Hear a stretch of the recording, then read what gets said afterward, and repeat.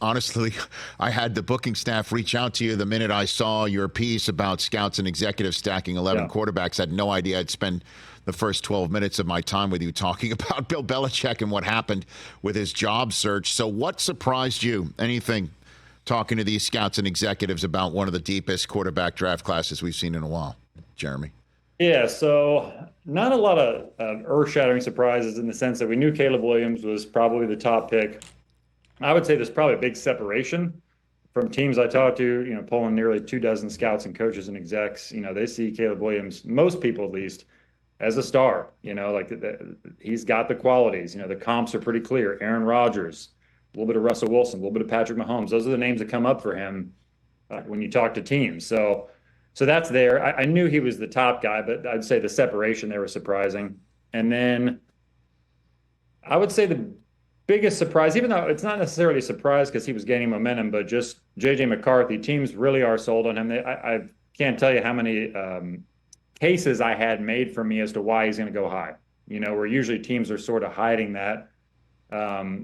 It's funny, like last year with Will Levis, there's talk about, is he going to go really high in the draft? And he ends up going in the second round.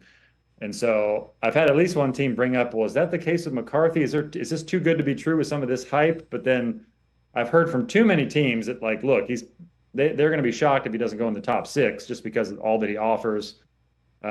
He's got high-level traits that are better than what you would see from a normal, quote, game manager, because he didn't throw the ball a lot at Michigan, but they just feel like, it was more a function of the Jim Harbaugh offense than it was his ability.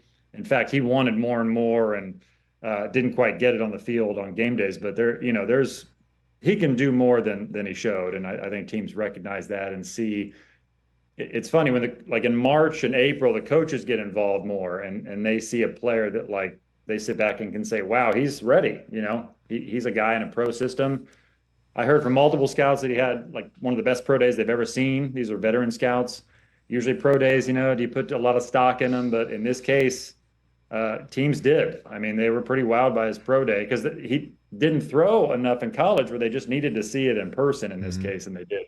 Well, I mean, it's interesting a few things you just said right there is that if he wanted more and more and voiced it to coaching staff, put more on my arm, and they didn't give it to him, and he knew he was going to potentially go into the draft this year, and he said nothing and was just a great teammate and leader and a national champion, I imagine that is a metric and not a flag that needs to be paid attention to. That sure. said, Jeremy, in all the years of you doing this, tier 1, tier 2, 3, 4, 5, is this the first tier 2.5 you've ever created for J.J. McCarthy?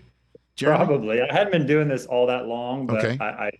I didn't. 2.5. He was a cut above the tier 3 guys, and that was pretty clear in the voting, but he wasn't quite with Jaden Daniels and Drake May. Drake, who has probably the highest ceiling of anybody, maybe a lower floor than, say, a Jaden Daniels or some of these others. But certainly the feeling is he was clearly in that tier 2 with Jaden, where McCarthy was close. Some had him in tier 2, some had him in tier 3, so I sort of split the difference, But funny anecdote, you mentioned that about not getting to throw enough at Michigan and maybe not making a big stink about it. I was told, like, with, say, things like the red zone packages, or 2-minute offenses that maybe where he didn't get to throw as much in games, he would work on that extensively with the coaches and after practices to get as many reps as he could behind the scenes, where he felt like, okay, when I get to the next level, I still prepared for all that, even more so than I would have if I just stood idle.